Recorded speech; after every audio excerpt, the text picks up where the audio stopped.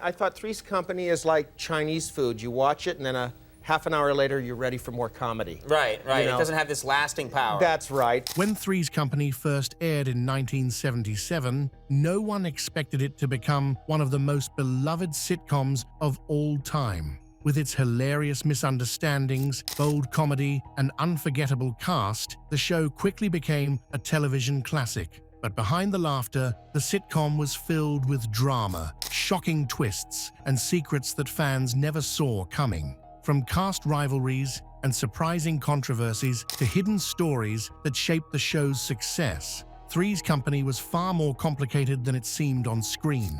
Today, we're pulling back the curtain to reveal 10 secrets about the show you simply won't believe. Join us in this video as we dive right in. Number 10. Suzanne Somers. Got the role by pure accident. Chrissy Snow may have become one of TV's most unforgettable blondes, but her casting was anything but planned. Hello, Janet, is that you? Chrissy! Oh, I'm sorry, Chrissy, I must have the wrong number. Suzanne Somers had already been rejected twice when producers tried out 2 other actresses in the pilot. Neither worked, and the chemistry just wasn't there. Then, during a rushed tape review, ABC executive Fred Silverman accidentally rewound on Suzanne's audition and suddenly noticed something special. The next day, she got a surprise phone call telling her she was hired. No callbacks, no screen tests, just one night to prepare before filming began. Somers wasn't new to acting, but this role gave her the quirky charm that turned Three's Company into TV gold. Sometimes success comes from strategy, and sometimes it's just a lucky rewind button. So, what could be the next secret on the list? Keep watching to find out. Number 9. The pay dispute that nearly tore the show apart. By season 5, Three's Company wasn't just comedy, it was chaos behind the camera. Suzanne Somers, riding high as Chrissy Snow, demanded a staggering $150,000 per episode, plus 10% of the show's profits. Listen, if he doesn't recognize me by now, then I don't want to talk to him at all. That was triple John Ritter's salary, and producers flatly refused. Somers pushed back, and suddenly the writer's room was forced into crisis mode. Every week, they wrote 2 versions of the script, one with Chrissy and one without her. To keep track, the pages were color-coded, so the crew knew instantly which storyline they were shooting. On screen, Chrissy was said to be in Fresno, but in reality, Somers was kept away from her co-stars. Under tight security, she filmed isolated phone call scenes on a tiny side set before being escorted out. To viewers, it looked seamless. To the cast and crew, it was a nightmare of last-minute rewrites and mounting tension. A show built on misunderstandings suddenly had its biggest one playing out off-screen. But this wasn't the only secret that shocked fans. Stay tuned to find out more. Number 8. The cast nearly sang the theme song. The catchy Three's Company theme, "Come and Knock on Our Door," almost sounded very different. Composer Joe Raposo wrote the tune, but producers toyed with the idea of having John Ritter, Joyce DeWitt, and Suzanne Somers sing it themselves. The trio gave it a try, even though they weren't thrilled about the idea. According to associate producer Mimi Sewell, they didn't even come close. The plan was quickly dropped, and professional singers Ray Charles, not the legendary soul icon, but another vocalist with the same name, and Julia Rinker stepped in. Their polished voices gave the show its signature opening, instantly recognizable to fans for decades. Imagine if the stars had sung it, the theme might not have been nearly as unforgettable. Keep watching to find out more secrets that will shock you about Three's Company. Number 7. It took 3 pilots to get it right. Most shows get 1 pilot episode to prove themselves. Three's Company needed 3 tries before ABC finally gave it the green light. The very first pilot, written by MASH legend Larry Gelbart, featured John Ritter as a filmmaker named David Bell, not a chef, living with 2 completely different roommates, Valerie Curtin and Suzanne Zenor. Even the theme song was unfinished, just a placeholder melody that sounded more like humming in the shower. The second pilot brought Ritter closer to the Jack Tripper we know and added Joyce DeWitt as Janet, but Chrissy was still played by Susan Lanier. It was better, but still not quite there. Finally, in early 1977, the third pilot swapped Lanier for Suzanne Summers. Ritter's slapstick timing, DeWitt's grounded presence, and Summers' bubbly Chrissy clicked perfectly. That was the mix ABC had been waiting for. Three's Company didn't just walk through the door. It had to knock 3 times before anyone answered. But what happened when the Ropers tried stepping out? Let's find out. Number 6. The Ropers got trapped by a technicality. Norman Fell, who played Stanley Roper, wasn't eager to leave the hit show, but his on-screen wife, Audra Lindley, was excited about a spin-off. She has happy hour every afternoon, and they have tea, but they learn to serve tea and... To convince him, ABC promised that if The Ropers was cancelled after a year, he and Lindley could return to Three's Company. At first, it looked like a win. When the spin-off premiered in March 1979, it scored the second highest ratings for a debut in TV history. But the following season, ABC moved it to Saturdays, and the audience quickly faded. When The Ropers got cancelled, Fell tried to return as promised. Unfortunately, producers pointed out a technicality. The spin-off had lasted 1.5 years, not just 1. By then, the landlords had already been replaced by Don Knotts as Ralph Furley. Fell and Lindley never made it back to Three's Company, leaving fans with a bittersweet reminder of how showbiz promises don't always stick. And speaking of unusual twists, guess who kept returning? Keep watching to find out.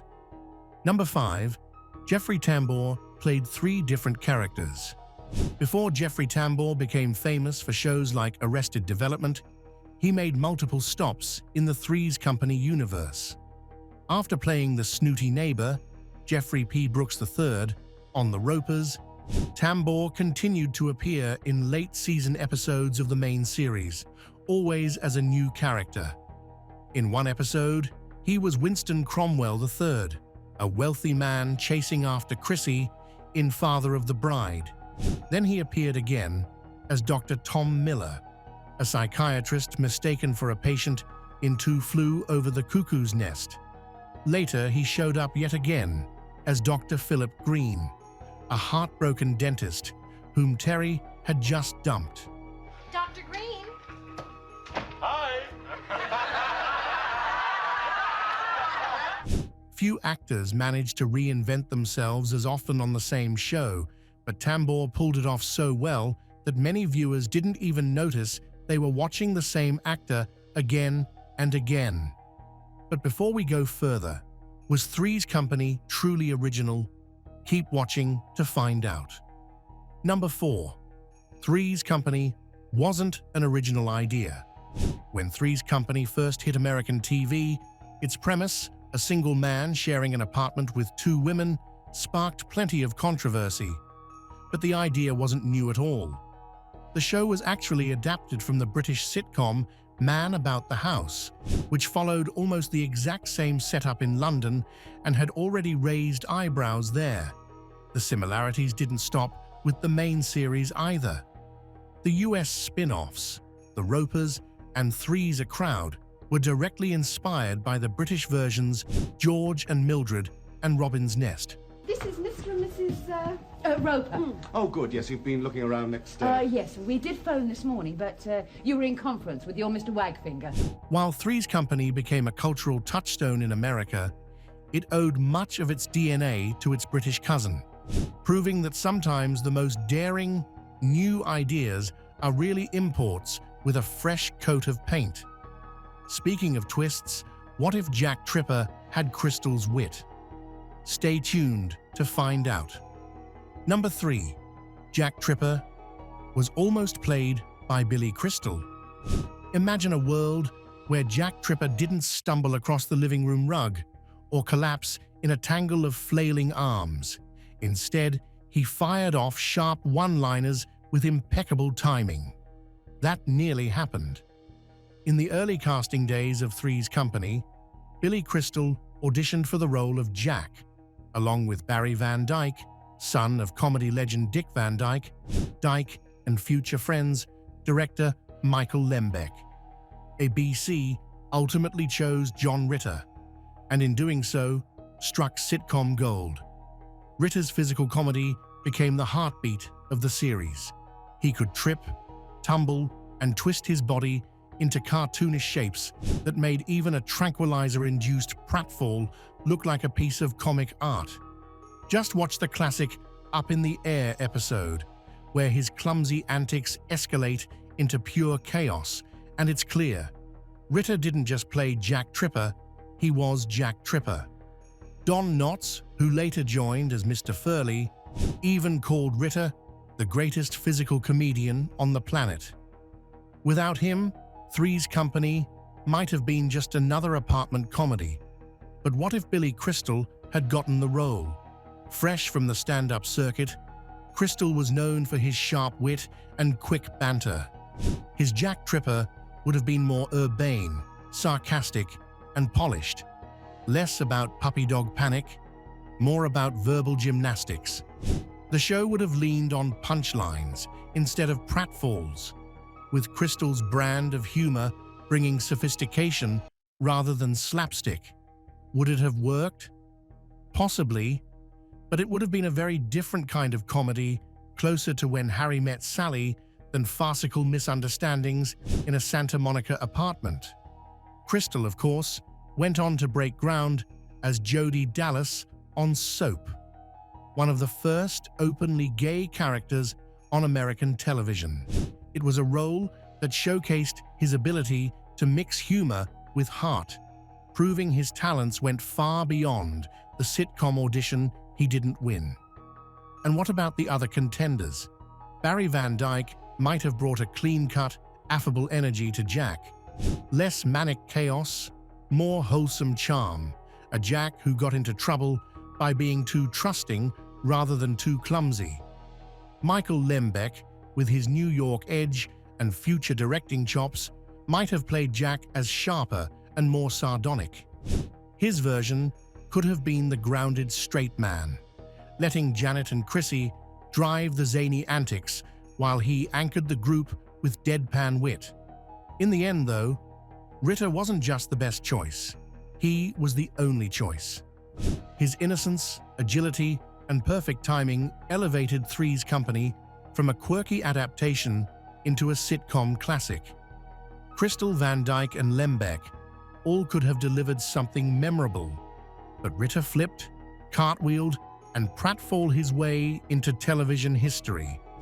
But great casting means nothing without chemistry. Guess when it started? Let's find out. Number 2, the stars met for the first time on day 1. The chemistry between John Ritter, Suzanne Summers, and Joyce DeWitt. John, in this movie, as well as Three's Company and everything almost that we see you do, you project such an up and positive attitude about everything. Made Three's Company instantly click with audiences. They seemed so natural together that many assumed they'd spent weeks rehearsing before cameras rolled.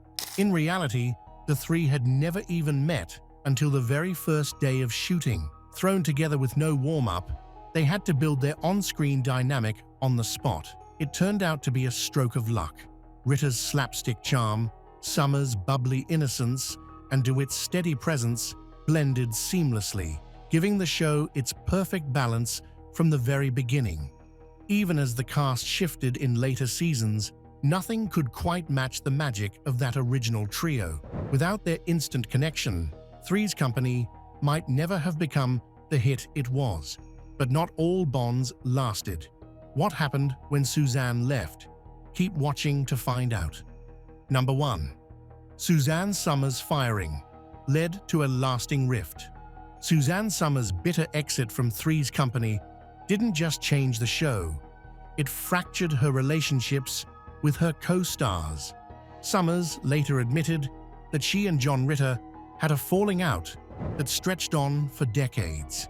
She believed that despite their incredible chemistry on screen, Ritter resented her for walking away during the height of the show's success. Years later, the two finally spoke again. Ritter surprised her with an idea, a reunion on his new sitcom, 8 Simple Rules. He planned to bring both Summers and Joyce DeWitt into a dream sequence, giving fans the Three's Company moment they'd been waiting for.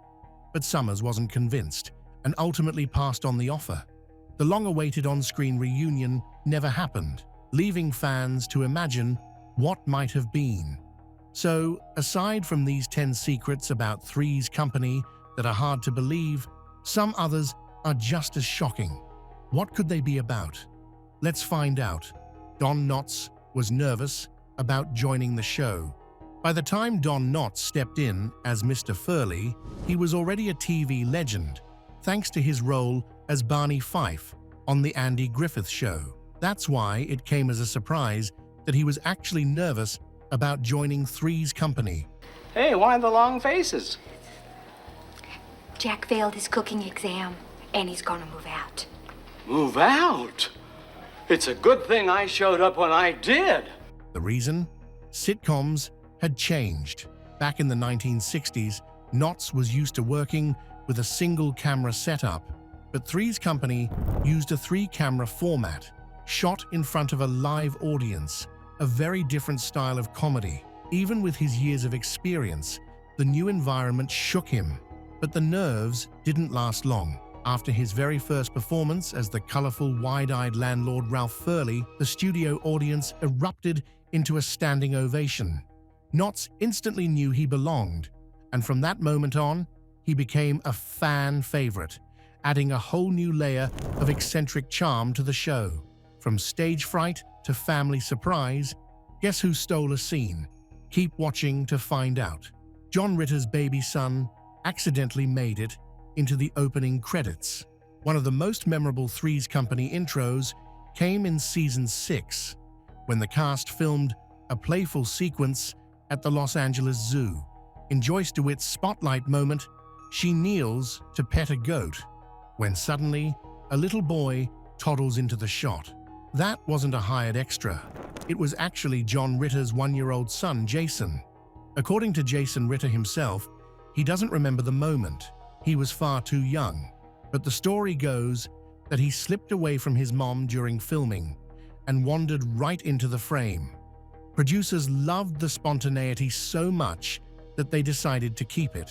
Decades later, Jason Ritter would carve out his own successful acting career, appearing in Parenthood, The Event, and even voicing a character in Frozen 2. Long before his big break, though, his very first screen appearance happened completely by accident in the opening credits of his dad's hit show. That sweet accident contrasts sharply with Priscilla Barnes' struggles. Right, stay tuned to find out more. Priscilla Barnes had a rough time behind the scenes. When Suzanne Summers left Three's Company in 1981, the show needed a new roommate to fill the void. Enter Priscilla Barnes, who joined as Terry Alden, a kind-hearted nurse who moved in with Jack and Janet. Barnes stayed for the show's final 3 seasons and became a beloved part of the ensemble. On the surface, she shared fond memories of working with her co-stars and spoke about the respect they had for one another. But behind the scenes, it wasn't always easy. Barnes later revealed that the producers were extremely controlling, down to the smallest details. She said she even got in trouble for something as minor as her hair being too blonde. While Terry's addition kept the show alive through its later years, Barnes' experience was a reminder that sitcom success didn't always equal happiness for the actors living it. After Barnes' struggles, The next chapter brought Jack fresh challenges. The spin-off Threes, A Crowd Didn't Last. After Three's Company wrapped in 1984, Jack Tripper's story wasn't quite over. The finale set up a brand new spin-off, Three's A Crowd, where Jack moved in with his girlfriend Vicky, played by Mary Carteret. But it wasn't just the two of them. Vicky's father, played by Robert Mandan, also became Jack's new landlord and a constant source of friction. The setup promised fresh comedy, but it never quite captured the magic of the original. Without the chemistry of Janet, Chrissy, and the Santa Monica apartment, the spin-off struggled to find its footing. After just one season, Three's A Crowd was cancelled, quietly closing the door on Jack Tripper's TV journey. For fans, it was a bittersweet ending, proof that sometimes lightning really only strikes once. When Jack's journey ended, Joyce fought her own battle. Curious? Keep watching to find out. Joyce DeWitt fought to make Janet more likable. During the first season of Three's Company, which only had 6 episodes, Joyce DeWitt grew frustrated with how producers wanted her to play Janet. Day like that, you wouldn't be in a mood for a heavy dinner. Are you kidding? Jack, I'm telling you, the only thing that got me through this afternoon was looking forward to having dinner with my 2 best friends. She felt they were pushing the character to come across as too harsh and was ready to walk away if things didn't change. Fortunately, DeWitt stood her ground. Thanks to her efforts, Janet's personality softened and became far more lovable as the series went on. Instead of being one note, she evolved into the grounded, dependable roommate who balanced Jack's chaos and Chrissy's, and later Terry's, quirks. It was a key shift that helped cement the show's chemistry and gave fans a character they could truly connect with. As Joyce shaped Janet, ABC made bold moves for Roper. Guess how? Let's find out more.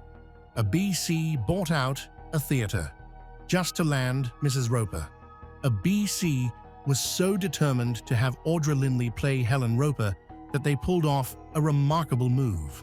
At the time, Lindley was performing in a Los Angeles playhouse and couldn't just walk away to film a sitcom pilot. So ABC cut a deal. They paid the theater $8,000, about $41,000 in today's money, to buy out the entire house. That way, Lindley was free to film the Three's Company pilot on a Sunday without breaking her stage commitment. It turned out to be money well spent. Lindley's sharp wit and weary eye rolls as Mrs. Roper made her one of the show's most iconic characters. Without her, the dynamic between the carefree tenants and their meddling landlords wouldn't have been nearly as memorable. The Newsweek cover that created tension.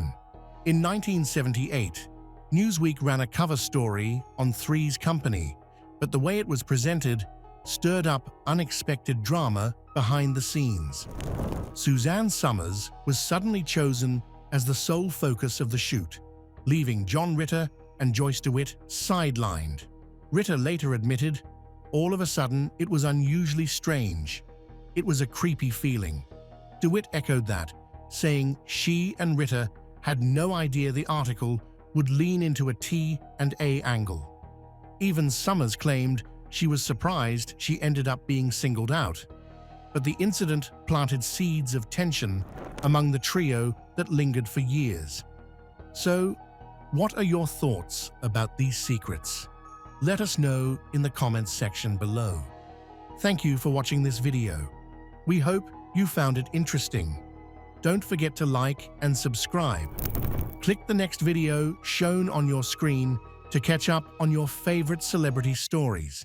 See you there.